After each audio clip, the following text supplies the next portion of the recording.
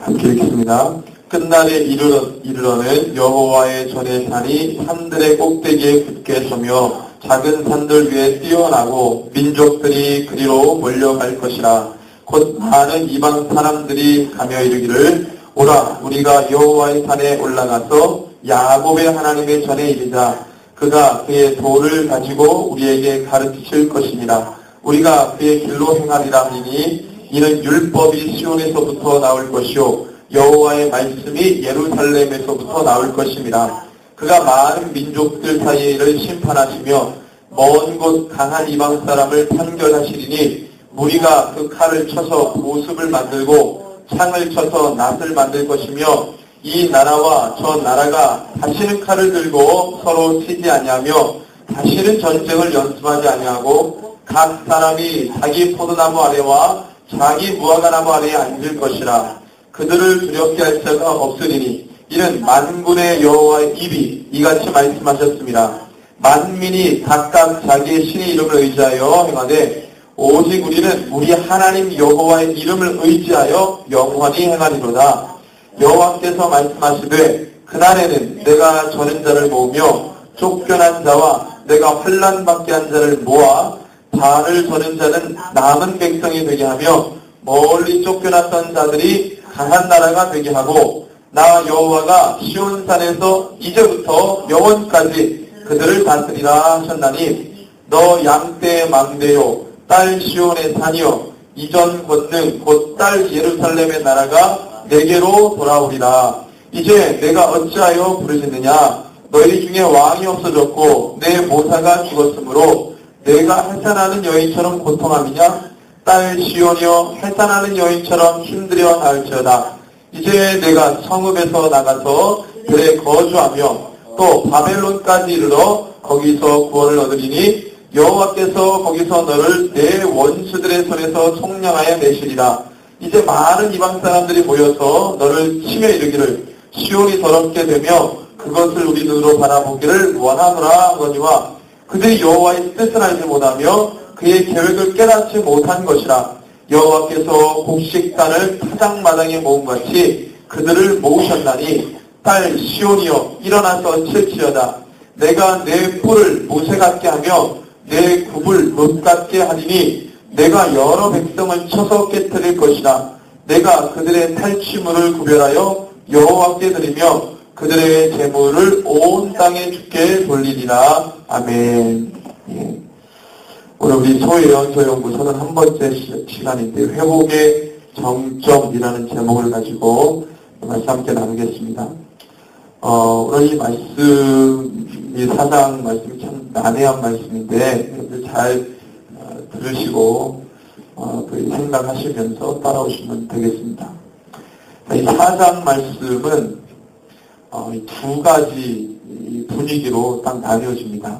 두 가지 분위기인데 첫 번째는 뭐냐면 하나님께서 궁극적으로 이루실 완전한 회복, 이 모든 만물을 완전히 새롭게 할 그때 완전히 회복시킬 그 분위기를 이야기하고 있고, 그 다음에 나오는 분위기는 뭐냐면 그 완전한 회복이 있기 전에 반드시 잠깐 있을 환난, 고통, 고난을 이야기합니다. 그것을 이야기하는 두 가지 분위기가 이 한 장에 나와 있습니다. 왜 이렇게 돼 있는지 말씀을 좀 보겠습니다. 1장 1절, 4장 1절부터 8절까지가 첫 번째 분위기에 해당됩니다. 4장 1절에서 8절까지가 여러분들 말씀 많이 들으셨을 거예요. 오라 우리가 여호와께 올라가자. 시온산에 가자. 여호와의 율법과 말씀이 예루살렘으로부터 나올 것이다. 이렇게 이야기하거든요. 근데 이것을 고백하는 것이 이스라엘 백성과 예루살렘 거민, 그들이 아니고 이방 민족들 이렇게 이야기합니다. 자, 말씀을 보시면은요, 4장 1절에 끝날에 이르러, 끝날에 이르러. 히브리어로 끝날에 이르러 그러면, 끝날에 그러면, 이거는 고유명사입니다, 고유명사. 정확하게 히브리인들, 유대인들이 늘 고대하던 그날입니다, 그날. 이거는 고유명사로 쓰였어요. 그래서 그날이 어떤 날인지는 대충 메시아가 임해서 모든 걸 회복하는 그날입니다. 그날을 이야기하는데 이 끝날에 이르러 어떤 일이 벌어지냐면 여호와의 전의 산, 여호와의 전의 산이라는 말은 예루살렘이겠죠. 그죠? 예루살렘. 여호와의 전의 산이 산들의 꼭대기에 붙겠으며 모든 산들보다 꼭대기에 섰다는 말이죠. 사실 지형적으로 지금 예루살렘이 가장 높은 지역은 아니에요. 그 지형보다 높은 지역이 많습니다. 그런데 마지막 때가 되면은 예루살렘 산보다 높은 산이 없습니다. 예루살렘 산이 가장 높죠. 꼭대기에 붙게 서면 작은 산들 위에 뛰어나고 그 다음에 나오는 게 민족들이 그리로 몰려갈 것이다 이렇게 나옵니다. 민족들. 정확하게 미가서가 쓰여진 시대는 BC 한 700년인데 이때는 남유다가 멸망하기도 전이에요. 그러니까 이것을 바라볼 때, 이 말씀을 바라볼 때 지극히 유대적 정서로 바라보는 겁니다. 유대적 정서. 그러니까 민족 그러면 유대인들 외의 사람들 말하는 거예요. 민족, 이방 민족 그러면 당연히 이제 유대인들 외인데 그 민족 그러면 이스라엘 민족 그러면 이스라엘, 내 백성 이렇게 나가지 민족 이렇게 말하지 않거든요.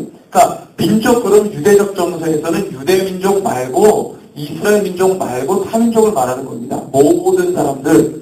그러니까 이 민족들이 어디로 몰려가요? 모든 산들 위에 높이 있는 예루살렘 산으로 뛰어간단 말입니다. 그들이 그리로 몰려갈 것이고 언제? 끝날에 이르러. 2절에 보니까 곧 똑같은 의미에서 많은 이방 사람들이 가며, 그러니까 앞에 민족들은 누굽니까? 많은 이방 사람들이라는 거예요. 2절에 나오죠. 그들이 그렇게 가면서 뭐라 그러냐면 오라 우리가 여호와의 산에 올라가서, 여호와의 산 예루살렘의 산, 야곱의 하나님의 전, 성전이 있는 그 산을 말합니다. 자, 미가가 이거 쓸 때 남유다가 멸망하기 전이니까 예루살렘 성전이 보존돼 있습니까? 파괴돼 있습니까? 보존돼 있죠. 그러니까 이렇게 말하면 이게 다 어딘지를 알아요. 그죠? 야곱의 산, 야곱의 하나님의 전, 그러면 어디겠어요? 예루살렘, 지금 우리가 보는 예루살렘이 야곱의 하나님의 전이라는 거예요. 다 압니다. 이렇게 말하면. 그가 그의 돌을 가지고 우리에게 가르치실 것이다. 자, 그는 누구고 우리는 누굽니까? 지금 누구의 입장에서 고백하는 거예요? 이스라엘 민족이 아니라 이방 민족이 그라고 지칭하는 그는 누구겠어요? 메시아겠죠? 하나님이겠죠? 하나님이 그의 돌을 가지고, 그의 메시지를 가지고 우리는 누구예요? 이방 민족이에요. 이방 민족. 우리에게 가르치실 것입니다. 여러분들, 이게 유대적 정서에서는 이게 충격적인 얘기입니다. 예루살렘 성전에 누구만 들어가요? 유대인만 들어갈 수 있어요. 여인의 뜰 안으로 미문 들어가서 성전 실제로 제사는 유대인만 드리게 돼 있어요. 근데 그 성전에 누가 들어가요? 이방 민족이 들어가. 남유다가 멸망하기도 전에 시퍼렇게 예루살렘 성전이 살아있는데 이방 민족이 들어온다? 이거 전했다가는 성전 모독죄로 신성 모독으로 죽습니다. 돌 맞아서. 근데 지금 미가가 이걸 선포하는 거예요.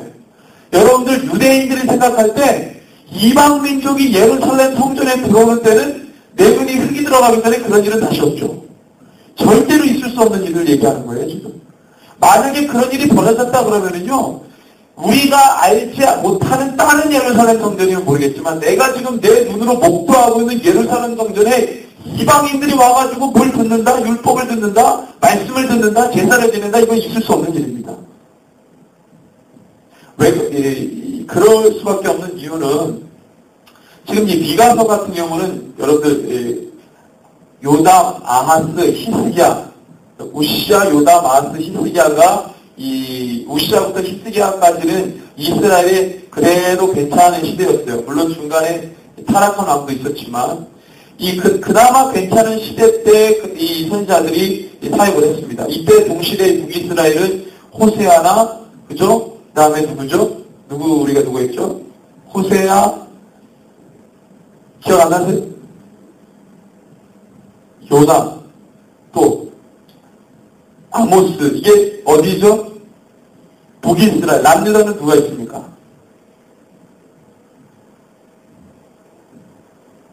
까먹으셨어요? 남유다는 누가 있어요? 미가 혼자 외롭게 됐어요. 누가 누굴 붙였어요? 하나님이. 세 글자. 이시. 이시 또 어디 가서 이시라 그러면 안 돼요. 또. 누구예요? 이시성을 가진 선지자. 이사야. 이사야, 미가. 근데 이 이사야, 미가가 거의 동시대에 사회가 됐단 말이죠. 동시대에. 그러니까 적어도 좀 괜찮을 때. 남유다는 적어도 그나마 괜찮을 때이지만, 그럼에도 불구하고 하나님께서 그 땅의 어떤 죄들을, 이렇게 이제 이야기를 하시는데, 예루살렘 성전이 버젓이 유대인들에 의해서 제사를 지내고 있음에도 불구하고, 미가의 입에서 나오는 선포는 이방민족이 예루살렘 성전에 온다. 자, 유대인들 정서에서 예루살렘을 유대인들이 아닌 이방민족들이 온다 그러면은 딱 한 가지입니다. 뭐냐면 침략하러, 전장하러 올 때 외에는 이방민족이 예루살렘에 오면 안 돼요. 네.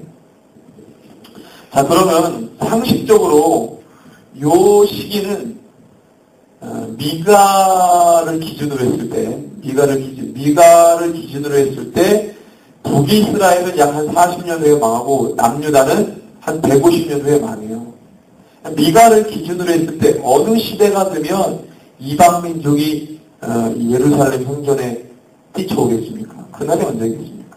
물론 여기 성경에는 끝날에 이르러를 있지만, 그 끝날이 언제겠어요? 네?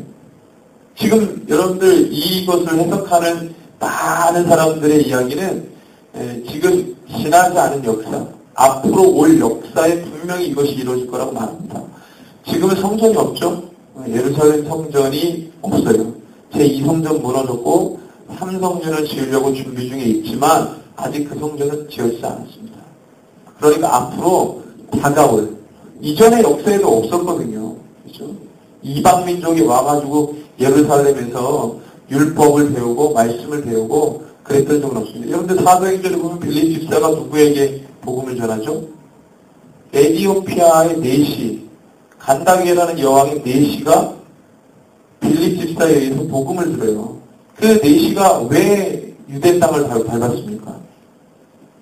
왜 왔겠어요? 왜? 이디오피아의 네시가 왜 왔겠어요? 그래 이방인이거든요. 근데 왜 오죠? 그에게는 구약 성경에 들려있었어요. 그가 왜 구약 성경을 갖고 있죠? 그는 예수를 몰랐죠. 율법은 알았어요. 구약 성경을 갖고 있었기 때문에.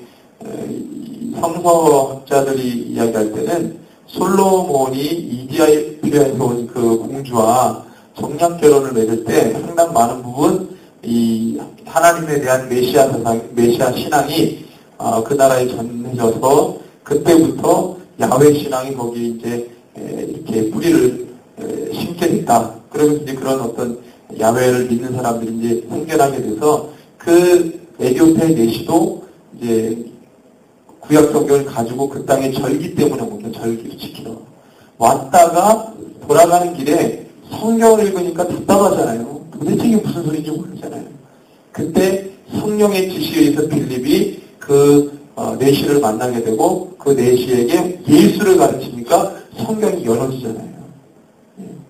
그 역사에 일어나잖아요. 그것도 언제 일입니까? 신약에 와서 일이죠. 신약에 와서. 그거 막 내시가 이방인이 복음 들었을 때 막 대단하다고 와 그죠. 근데 아직 이 미가 때는요 그런 일이 있으면 안 돼요. 아직은 그럴 때가 아닌데 정서적으로 풀어질 때가 아니에요. 그런데 지금 미가서 4장 말씀에 보니까 엄청난 이야기가 담겨있는 것입니다. 이는 율법이 시온에서부터 나오고 여호와의 말씀이 예루살렘으로부터 나올 것임이라 라고 누가 얘기하는 거예요 지금 이게. 이방 민족이 얘기하는 거예요. 가면서 예루살렘 성전에 가면서 율법이 시온에서부터 나오고 여호와의 말씀이 예루살렘으로부터 나올 것이다 라고 하나님이 미가를 통해서 그 얘기를 하시는 거예요. 야 이방 민족이 끝날에 예루살렘에 올 때 이런 말을 하면서 올 거야 라고 얘기하는 거예요. 미가는 하나님께 이 말씀을 들으면서는 못 믿는 거죠. 그때가 언제겠습니까? 정말 상상할 수도 없는 일이 벌어지는데. 그러니까 주님이 말씀하세요. 끝날에. 끝날에. 유대인들이 그렇게 생각하는 그 끝날에 그런 일이 벌어집니까? 3절에 보니까 그가 많은 민족들 사이에 이를 심판하시며 먼 곳 강한 이방 사람들을 판결하시리니 이 그는 누구예요? 누가 심판하고 누가 판결해요? 야훼 하나님이 많은 민족들 사이에 이를 심판하시고 먼 곳 강한 이방 사람을 판결하시리니 그 다음부터가 중요합니다. 우리가 그 칼을 쳐서 뭘 만들어요? 보습 만들고 창을 쳐서 뭘 만들어요? 보습하고 낫은 무기입니까? 이게 뭐예요? 뭐 하는 데 쓰는 물건이죠? 이 무기입니까? 보습하고 낫이 무기예요. 농기구입니다. 농기구. 자, 우리가 그 칼을 쳐서 보습을 만들고 창을 쳐서 낫을 만들 것이며 이 나라와 저 나라가 다시는 칼을 들고 서로 치지 아니하며 다시는 전쟁을 뭐하지 않는다? 연습하지 않는다. 주님께서 모든 마지막 때에 모든 이방 나라들의 일을 다 심판하시고 다 책망하시고 다 그것을 뒤집어 내시는 거예요. 그때가 되면은 모든 이방 나라들이 뭐하지 않아요? 전쟁하지 않습니다. 그런 날이 올까요? 이 전쟁사를 연구하는 전문가들이 인류 역사 이래로 전쟁이 없었던 시기가 딱 2주밖에 없었대요. 2주. 나머지는 다 전쟁이 있다는 거예요. 지금도 전쟁합니다. 여기저기서 전쟁의 이야기들 난리와 난리 소문이 얼마나 일어나는지 몰라요. 아직 일이 벌어지지 않았어요. 역사적으로 전쟁이 없던 시절이 없었어요. 근데 주님이 말씀하십니다. 미가에게 끝날에 이르러서 모든 민족이 예루살렘으로 달려고 그들이 오면서 여호와의 말씀과 계명이 율법이 시온에서부터 나온다는 것을 알고 올 것이다. 그들이 고백하면서 온다. 그때가 되면 내가 모든 이방 나라를 뭐예요? 심판하고 그들이 행한 일들을 다 행한 대로 심판하고 그 다음 뭐 한다는 거예요? 그들이 다시는 전쟁을 하지 않을 것이다. 그 다음에 4절 말씀에 각 사람이 자기 포도나무 아래와 자기 무화과나무 아래에 앉을 것이다. 그들을 두렵게 할 데가 없으니 이는 만군의 여호와의 입이 이같이 마시니 이게 무슨 얘기냐면 포도나무 아래와 자기 포도나무와 자기 무화과나무예요. 이게 뭐냐면 각기 자기 땅을 다 갖고 있다는 것입니다. 자기 포도나무와 자기 무화과나무가 있었던 적이 딱 한 번 있었어요. 이스라엘 민족 가운데, 역사 가운데. 그때가 다윗 시대 때입니다. 다윗 시대 때. 다윗 시대 때 빈부의 격차가 거의 0%에 가까웠고 모든 사람들이 다 땅을 갖고 있었어요. 근데 솔로몬 때 이후부터 빈부의 격차가 일어나기 시작합니다. 그러면서 사람들이 이제 원성하고 원망을 하기 시작하죠. 국가에. 이 다윗 시대 때 딱 한 번 이런 일이 재현이 됐어요. 그래서 이스라엘 민족에게 다윗 시대 때를 재현하고 그 영광을 간절히 구하는 것은 민족적으로 어쩔 수밖에 없는 이 운명이에요. 그것을 회복하려고 우리 노력합니다. 모든 사람들이 평안하게 살 때가 딱 한 번 있었기 때문에 그때를 계속 간절히 구하는 거예요. 자, 이게 뭐냐면 자기 포도나무와 자기 무화과나무에 앉아있다는 거예요. 그때가 언제가 되겠어요? 자기에게 이 땅이 다 주어지고 그 평안과 그 샬롬의 평강이 부어질 때가 언제겠냐고요. 하나님께서 마지막 그 이스라엘에서 보호하실 때 가능한 겁니다. 예루살렘이라고 하는 예루살렘, 정말로 평화의 도성이라는 그 이름과 같이 될 때 이게 가능한 거지 그 전에는 이게 될 수가 없어요. 재현될 수 없는 것입니다. 만민이 각각 자기의 신의 이름을 의지하여 행하되 오직 우리는 우리 하나님 여호와의 이름을 의지하여 영원히 행하리로다. 이것이 다른 것을 의지해서는 절대 될 수 없고 오직 하나님만을 의지할 때 된다라고 고백합니다. 하나님을 의지할 때 어떤 시스템을 의지하고 어떤 초강대국을 의지하고 어떤 종교를 의지하고 그게 되는 게 아니라 오직 하나님의 이름을 의지할 때 이 모든 게 된다고 이 고백을 하는 것이 미가를 통해서 이야기합니다. 근데 미가 때 이 고백을 200년 후에 스가랴 선지자를 통해서 또 이걸 줘요. 스가랴 선지자에게는 굉장히 자세하게 줍니다. 그래서 여러분들이 말씀 보실 때 미가서 4장 1절에서 5절까지는 스가랴 14장 16절에서 21절에 보면요. 마지막 때에 이방 민족이 초막절을 지키기 위해서 어디로 오냐면 예루살렘으로 옵니다. 근데 그 내용과 이 내용이 똑같은 내용이에요. 그래서 여러분들 그렇게 보시면 되겠습니다. 미가서 4장 1절에서 5절 우리가 말씀 본 이 부분을 스가랴 14장 16절에서 21절 이렇게 보시면 되겠습니다.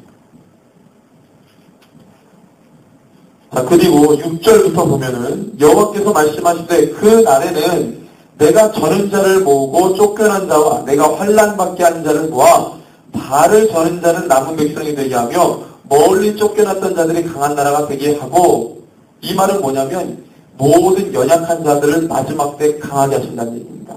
모든 연약한 자들을. 자, 이 말씀이 스가랴 12장 7절에서 9절에 나오는데 한번 볼까요? 스가랴 12장 7절에서 9절에 보면 여호와가 먼저 유다 장막을 구원하리니 이는 다윗의 집의 영광과 누구의 영광이요? 다윗의 집의 영광과 예루살렘 주민의 영광이 유다보다 더하지 못하게 하려 함이니라. 그날에 여호와가 예루살렘 주민을 보호하리니 그 중에 약한 자가 그날에는 다윗과 같겠고 다윗의 족속은 하나님 같고 무리 앞에 있는 여호와의 사자 같을 것이라. 예루살렘을 치러오는 이방 나라들을 그날에 내가 멸하기를 힘쓰리라 라고 이야기합니다. 마지막 때가 되면 연약한 자들을 모아같이, 연약한 자 그날에 뭐라 그래요? 다시 한 말씀 보면은 그날에 약한 자가 그날에는 다윗 같고, 그러니까 약한 자가 없다는 거예요. 다 강하도록 주님 만드신다는 겁니다. 주님이 그렇게 강한 나라가 돼서 나 여호와가 시온산에서 이제부터 영원까지 그들을 다스리라 하셨나니. 미가서 4장 7절 제가 읽었습니다. 너 양떼의 망대요 딸 시온의 산이요 이전 걷는 곳 딸 예루살렘의 나라가 내게로 돌아오리라. 예루살렘의 완전한 회복을 지금 4장 1절에서 8절까지 이야기를 하는 겁니다. 그 속에서 이방 민족들이 어떻게 변화되는지, 어떻게 그들이 변화되는지, 하나님이 그들을 어떻게 심판하시고 어떻게 징치하시는지, 그것을 지금 다 보여주시는 거예요. 이방 나라들이 막 정신 차리고 말씀 앞에 나온다고 할 때에 주님이 그들이 행한 모든 행위대로 다 뭐 하시는 거예요? 심판하시고 다 되십니다. 그냥 주님께 여러분들 회개는요, 기회가 주어졌다는 거지, 지나면은 회개해도 소용이 없어요. 그들이 그렇게 말씀 앞에 돌아온다고 해서 몇이나 돌아오겠습니까? 몇이나 돌아오겠어요? 그렇게 돌아올 것 같으면 이 시대에 구원 못 받을 사람 어디 있겠어요? 다 받죠?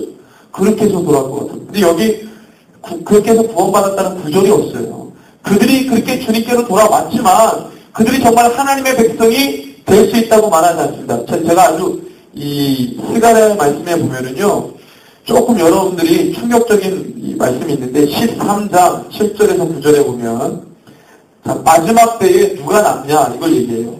13장 7절에서 9절. 만군의 여호와가 말하노라. 카라 깨어서 내 목자 내 짝된 자를 치라. 목자를 치면 양이 흩어지려니와 작은 자를 위에는 내가 내 손을 들이우리라. 여호와가 말하노라. 지금도 중요합니다. 이 온 땅에서 3분의 2는 멸망하고 3분의 1은 거기 남으리니 내가 3분의 1을 남은 이를 불 가운데 던져 은같이 연단하며 금같이 시험할 것이라. 그들이 내 이름을 부르리니 내가 들은 것이 내가 들을 것이며 나는 말하기를 이는 내 백성이라 할 것이요 그들은 말하기를 여호와는 내 하나님이시니라 합니다. 계시록에 보면은 정확히 3분의 2가 죽습니다. 심판받아서.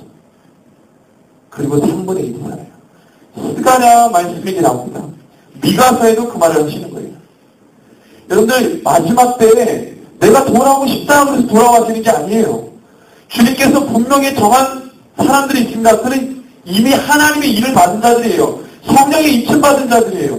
내가 생각만으로 가고 싶다. 내가 생각만으로 주님께 가고 이렇게 해서 갈 수 있는 게 아니라는 겁니다. 그러니까 우리에게 뭐가 필요해요? 시간이 필요한 겁니다. 시간이. 내가 생각만으로 주님께 갈 수 있다 그러면 시간이 필요 없죠. 내가 오늘도 갈 수 있는데 생각으로는. 그렇지 않기 때문에 필요한 게 시간이고 시간이 주어질 때 회개하고 돌아오라는 얘기죠. 성경에 여러분들 제가 요즘에 이 문창 누구죠? 문창원 이 총리 지금 되려고 하시잖아요. 제가 그분 이렇게 오늘의 교회에서 강연하시는 걸 좀 들으면서 뭐 전문가들이 이런 얘기 저런 얘기 하는 게 너무 속이 상하는 거예요. 여러분 보세요. 그분 장로님이에요. 장로님이 성경적 역사관을 가지고 구원관을 가지고 우리나라 시대를 우리나라 역사를 얘기했어요.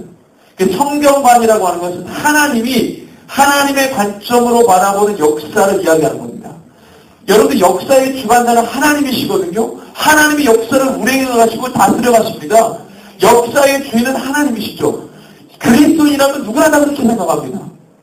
그런데 그 장로님이 교회에서 강연할 때 이 대한민국의 역사를 이야기할 때 일제 식민지의 시기를 하나님의 뜻이라고 말했어요. 여러분들 생각할 때 일제 식민지가 하나님의 뜻입니까? 아닙니까?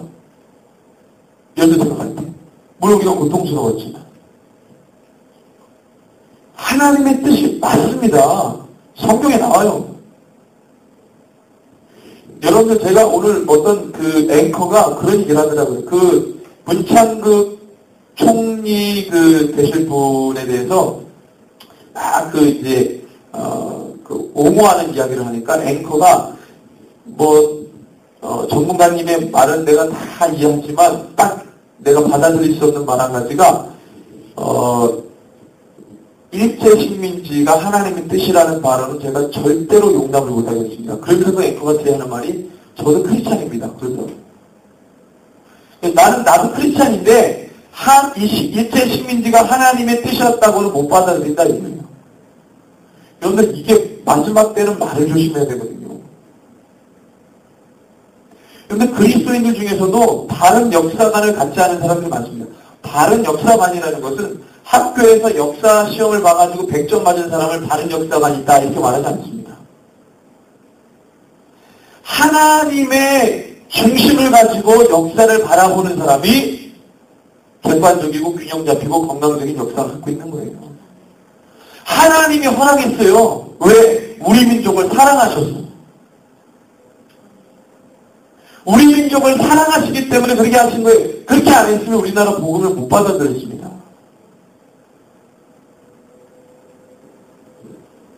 그 역사를, 성경적 역사관을 갖고 있는 어느 분이든지 그리스도인들은 다 합니다. 근데 그분이 이제 총리가 되려고 하니까 정치적인 여러 가지 많은 역학관계 때문에 비난을 받는 거지 그분이 말한 게 틀린 게 아니에요. 그리고 어떤 분이 무슨 밖에서 얘기하는 거, 교회에서 얘기하는 거 다 똑같이. 그분은 그 역사 가지고 얘기하는 거예요. 죄송하다고 얘기하라고 죄송하다고 얘기를 할 수 있지만 그 역사관을 바꿀 수는 없는 겁니다. 그래서 그것 때문에 5,000년 동안 귀신 숭배했던 이 민족이 죄를 하나가 묻고 복음을 받아들였으니까 거기서 뭐가 돼요? 참된 신앙인들을 걸러내는 시간입니다. 참된 신앙. 많은 사람들의 희생이 따랐습니다. 그분의 희생을 우리가 평하는 것은 아니에요. 이 민족이 감당해야 될 짐이었단 말이에요. 많은 희생을 치르고. 그러니까 그 희생이 헛된 희생이 되지 않으려면 정신 차려야 되겠죠. 아직도 정신을 못 차리고 정치적 노름에 있다면 그분들의 희생을 더 악하게 만드는 것입니다. 그걸 모르는 거예요. 오늘 말씀해 보니까 그 얘기가 나옵니다. 제가 이 말씀을 좀 드리려고 했어요. 12절에 보니까 이거 먼저 제가 있습니다. 그들이 여호와의 뜻을 알지 못하며 그의 계획을 깨닫지 못한 것이라. 이게 12절인데, 4장 12절인데 이 말을 왜 하냐면 완전한 회복을 이야기하고 9절에 보니까 이제 너가 어찌하여 부르짖느냐라고 말합니다. 분위기가 싹 바뀌어요.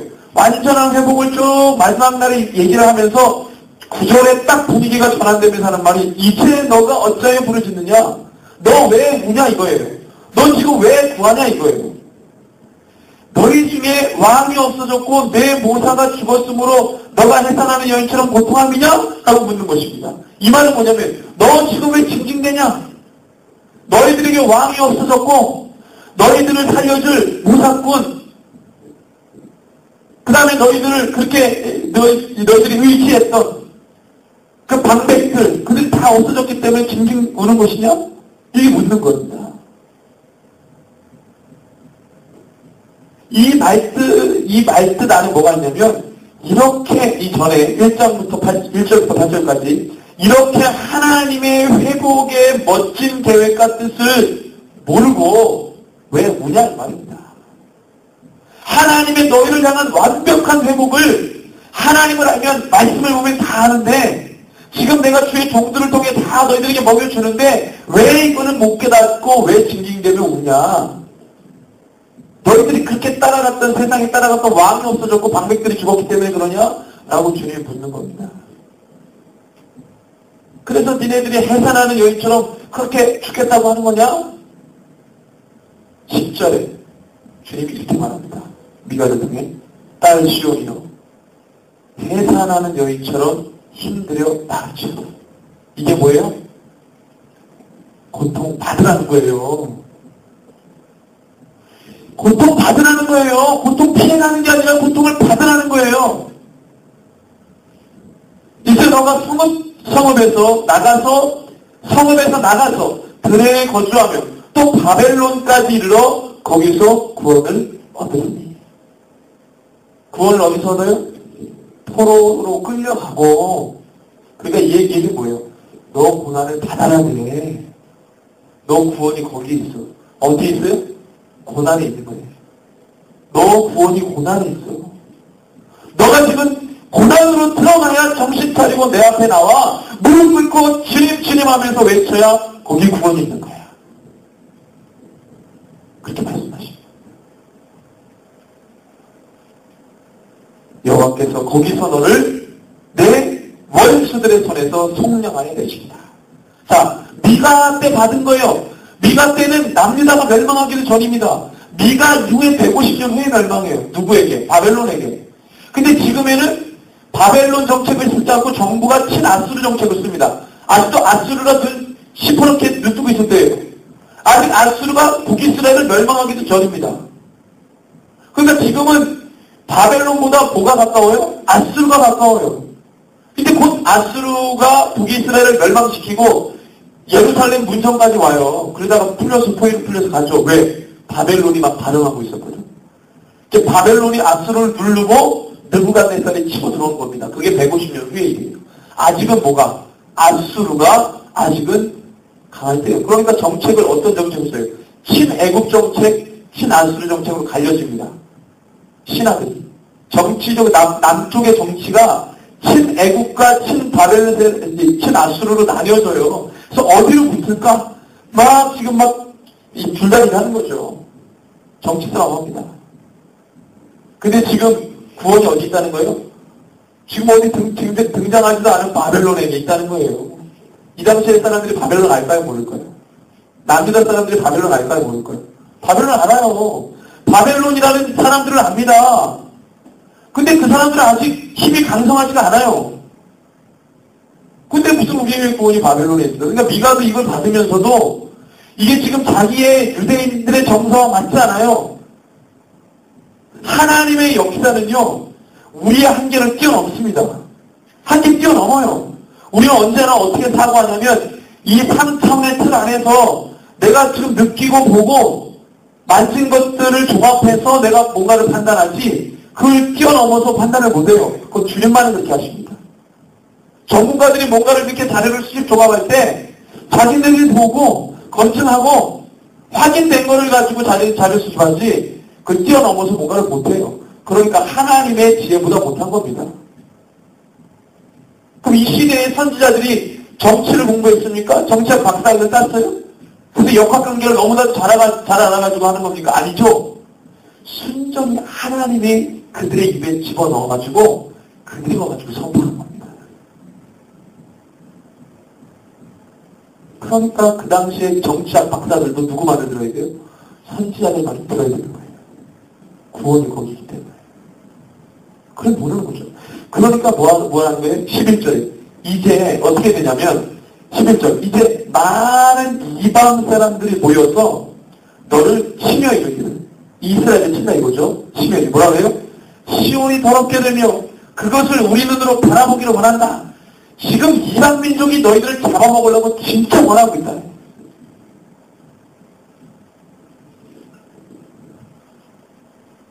국제 역학관계에 따라서 강대국이 약소국을 지배하고 있습니다. 그죠? 강대국은 딱 봐가지고 자기네들보다 약하다 그러면 그냥 들어가는 거예요. 그래서 그들을 약탈하고 가져가고 빼앗고 하는 것입니다. 그게 여러분들 왕이 생각할 때는 그게 자연스러운 논리라고 생각하는 거예요. 우리나라가 약하니까 강덕이 와서 속국대에 가려면 속국이 돼가지고 조공을 바칩니다. 여러분들이 왕이 되면 그렇지 않겠어요? 내가 강한 나라의 왕이라면 약한 나라에 쳐들어가지 않겠어요? 너 나한테 조공 바쳐 이러지 않겠어요? 또 내가 약한 왕이라면 강대국에 빌붙어가지고 우리 좀 보호해주세요, 봐주세요 이렇게 안 하겠어요? 하죠. 그게 지도자의 입장에서는요, 백성 지키려고 또 자기의 안위를 보존하려고 줄 서게 합니다.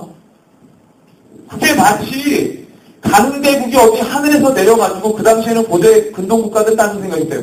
강대국은 하늘이 돼가지고 무슨 이 신의 대리자처럼 막 생각을 했단 말이죠. 그래가지고 종교적으로 막 사람들을 막 탄압했습니다. 그때 당시에는 그랬어요. 왕 그러면 황제 그러면 신의 대리자 또는 신의 아들 또 신 뭐 이러면서 얘기를 했잖아요. 그 사람들 왜 군림하는 거예요? 근데 그거는 가짜죠. 거짓이죠.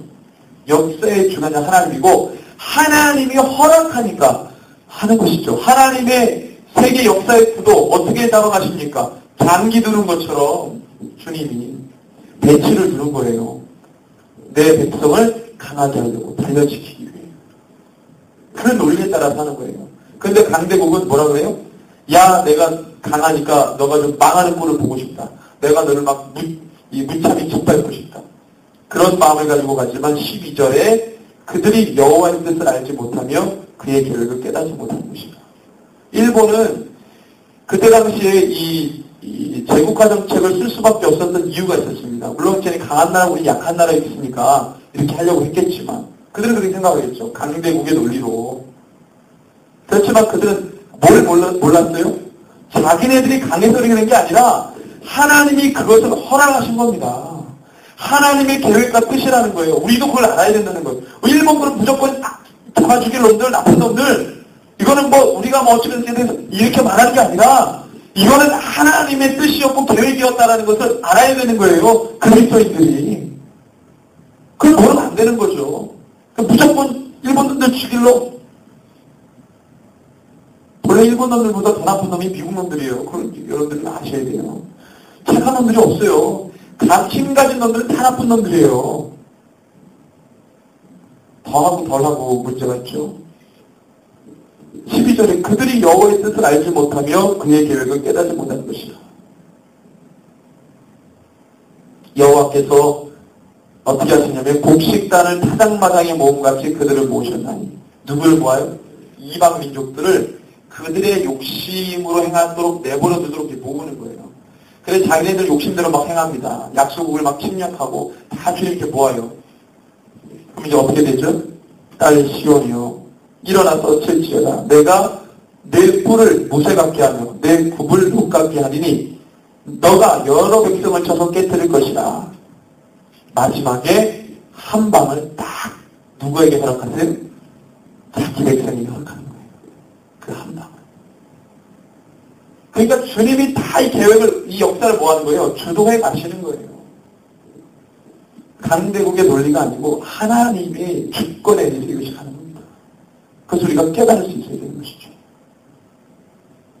지금 정치적 싸움, 이념적 싸움이 이 무슨 냉전 시대도 아닌데 우리나라만 북한과 남한 이렇게 대치돼가지고 우리나라만 지금 지금 이념 싸움하고 있는 거예요. 정치인들이 다. 이게 얼마나 이제 하나님 앞에 죄를 짓는 건지 몰라요. 누구 하나 하나님의 뜻과 계획을 말하는 사람은 없고 그걸 말하는 걸 두려워하고 비난받으니까. 그래서 장로님, 이 총리분도 이분이 장로님인데 이분도 그 말 한마디 했다고 지금 비난받잖아요. 얘네 이명박 전 대통령이 서울시를 하나님께 바칩니다 이랬다가 어전 비난 당했잖아요. 장로였을 때. 나오려고 했을 때. 그러니까 하나님께 서울시만 바쳐요? 대한민국도 바칠 수 있는 거지. 그죠? 근데 그들이 지도자라서 그런 얘기를 더 못하는 거죠. 이런 시대가 됐어요. 이런 시대가. 하나님 중심으로 뭔가를 말하고 뭔가를 표현하고 뭔가를 행하는 것이 어려운 시대가 되어버렸습니다.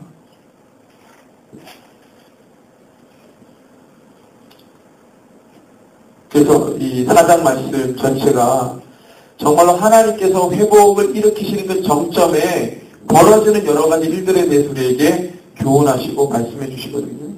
그래서 우리가 잠깐의 고난과 고통을 굉장히 힘들어하고 고통스러워합니다. 주님이 그걸 허락하셨어요. 해산하는 딸의 여인처럼 고통스럽게 나라 그랬습니다. 그것이 바로 우리를 정금과 같게 하는, 오늘 우리가 스가랴 말씀에서도 봤잖아요. 어떻게 하신다고 했습니까? 내가 너를 불 가운데 던져서 은같이 연단하며 금같이 시험한다고 했습니다. 그때 주님의 이름을 부를 때 주님이 그때 들으신다고 했습니다. 우리에게 허락하신 겁니다. 교회에게. 한 민족, 이스라엘 민족에게만 허락하신 게 아니라 이 땅의 모든 교회에게 허락하신 거예요. 그럼 그것을 우리가 감당하는 겁니다. 그리고 마지막 남은 3분의 1이 주님은 나의 하나님이요. 그 주님은 너를 나의 백성이라 부르겠다. 이렇게 하시는 거죠.